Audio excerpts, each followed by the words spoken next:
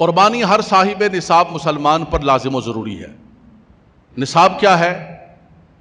نصاب جو زکوٰۃ کا نصاب ہے وہی قربانی کا نصاب ہے۔ جو زکوٰۃ کا نصاب ہے وہی قربانی کا نصاب ہے۔ زکوٰۃ کا نصاب کیا ہے؟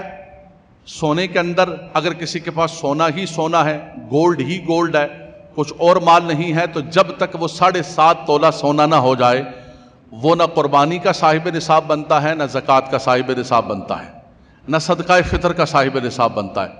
اگر کسی کے پاس، دوبارہ سن لیجئے ایک مرتبہ، اگر کسی کے پاس کچھ بھی نہیں ہے اور سون ہی سون ہے، مڈل کلاس طبقہ بیٹھا ہوا ہے ہماری طرح کا، نوکری پیشہ لوگ ہوتے ہیں، گھر کے اندر بچیوں کے زیور ہوتے ہیں، ماں کی طرف سے ملا ہے، سسرال کی طرف سے ملا ہوا ہے، 8 تولہ ہے، 10 تولہ ہے، لیکن پیسے نہیں ہیں۔ اب قربانی، ایک تو سب سے بنیادی بات یہ کہ قربانی ہے کس کو پر واجب ہے؟ شوہر کہتا ہے کہ بھائی میری 25-30 ہزار 50 ہزار تنخواہ ہے، بلکہ لاکھ بھی ہو تو لاکھ کی آج کیا حیثیت رہ گئی ہے، میں اس سے گھر کا نظام چلاؤں، بجلی کا بل دوں، بچوں کی فیس دوں، راشن لے کے آؤں، گروسری لے کر آؤں، یا تمہارے میں جو ہے یہ تمہاری زکوٰۃ بھروں اور تمہاری قربانی دوں؟ بیوی کہتی ہے بھائی میں کیا کروں، میں تو نہیں کما کے لے کے آتی ہوں، یہ تو آپ کی ذمہ داری ہے، آپ دیں گے تو میں زکوٰۃ ادا کروں گی، آپ دیں گے تو میں قربانی کروں گی، آپ دیں گے تو میں صدقہ فطر دوں گی۔ لیکن چونکہ بیوی کی ملکیت ہے تو بیوی صاحب نصاب ہے۔ یاد رکھیے گا کہ اس کے اندر ہر دو الگ، سب کا اپنا اپنا نصاب ہے۔ شوہر کا اپنا نصاب ہے، بیوی کا اپنا نصاب ہے، بچے اگر عاقل بالغ ہیں اور وہ صاحب نصاب ہیں تو ان کا اپنا الگ الگ نصاب ہے۔ سب سے بنیادی چیز یہ ہے۔ تو اگر کسی کے پاس گولڈ ہی گولڈ ہے، سونا ہی سونا ہے، تو 7 تولہ سونا بھی ہوگا تو نہ اس پر زکوٰۃ ہے نہ قربانی ہے، 7.25 تولہ بھی ہوگا نہ اس پر زکوٰۃ ہے نہ اس پر قربانی ہے، جب تک پورا 7.5 تولہ سونا نہ ہو جائے۔ لیکن پھر تیسری بار دوبارہ میں کہہ رہا ہوں، یہاں سے باہر نکلو گے مسئلہ کچھ اور ہی سمجھ آئے گا آپ کو، کہ جب تک اس کے پاس سونے کے ساتھ کوئی اور مال نہ ہو، ایک ہی مال ہے اور وہ سونا ہی سونا ہے۔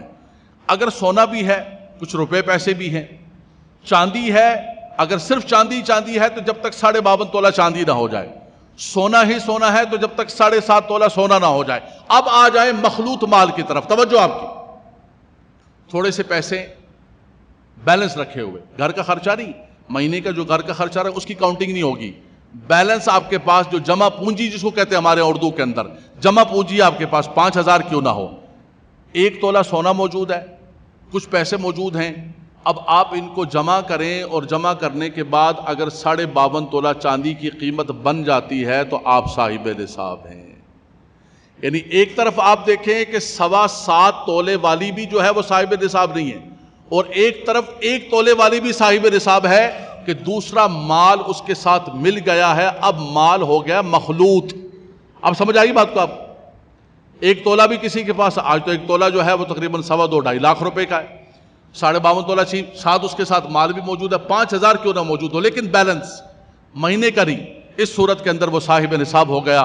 اس صورت کے اندر اس کو زکوٰۃ ادا کرنی پڑے گی، اس کو قربانی کرنی پڑے گی، صدقہ فطر دینا پڑے گا۔ اب کون دے؟ شوہر کہتا ہے میرے پاس نہیں ہے، بیوی کہتی ہے میرے پاس نہیں، بیوی کہتی ہے میرے پاس یہ سونا ہے، یا کسی کے پاس پلاٹس پڑے ہوئے ہیں، زمین کی صورت میں پڑے ہوئے ہیں، تو یاد رکھیے گا کہ جو صاحب نصاب ہے اس کو سونا بیچنا ہی کیوں نہ پڑے، اس کو زکوٰۃ بھی دینی پڑے گی، قربانی بھی دینی پڑے گی، صدقہ فطر بھی دینا پڑے گا۔ یہ بالکل اس وقت سینکڑوں لوگ موجود ہیں، ریکارڈ کیا جا رہا ہے باقاعدہ طور پر، اور اس کو باقاعدہ طور پر دینا پڑے گا۔ اب جن گھروں کے اندر خواتین کے پاس ہیں ان کو ہر صورت کے اندر، اب دوسری صورت یہی ہے جو عمومی طور پر ہمارے یہاں مڈل کلاس کے اندر ہوتی ہے کہ بڑا جانور لے لیا جائے اور اس کے اندر 7 حصے کر لی جائیں، سارے خاندان کی طرف سے ہو جائیں، اور دوسری بات یہ کہ یا تو آپ کسی اچھی جگہ شراکت داری کر لیں اور اچھی جگہ حصہ ملا لیں۔